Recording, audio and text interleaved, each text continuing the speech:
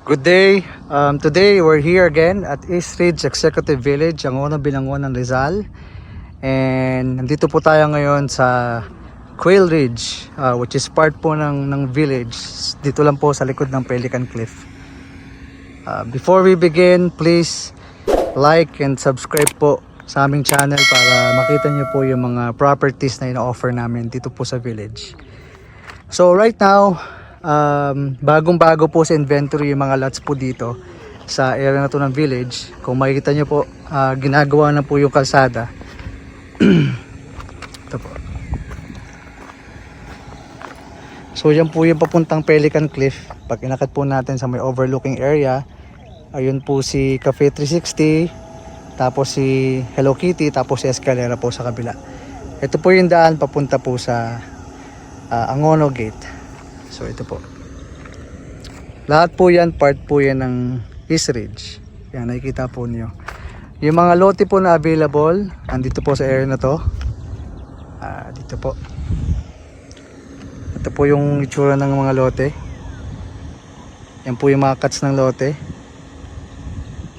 So pababa po yung terrain niya. Pero yung ibang lote naman po hindi po ganun kalalim. And meron pong view ng mountain ng Sierra Madre. Kitang kita po dito yung windmill po ng Pililya. Yan po.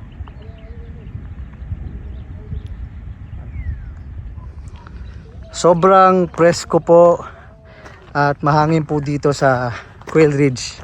Kasi nasa parting bundok po siya ng East Ridge. So malamig po paggabi.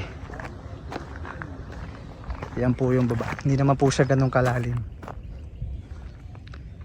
Ongoing po yung development ng area. Magkaroon po ng mga kalsada pababa. Meron na rin po mga nakabili ng ibang lote. So hindi na po ganun katagal bago po ma-develop yung area, magawa ng kalsada. So from there, andyan po, simula po doon. Yan po sa area na yan. Hanggang dito po, yung mga yan. Hanggang po yan sa baba. Yan. Ito po siya. So po, dito po sa akin natatayo ko ngayon, which is yung kalsada. Ando po yung view. Yan. Ganyan po ang orientation niya. Lahat po ng green, available po yan.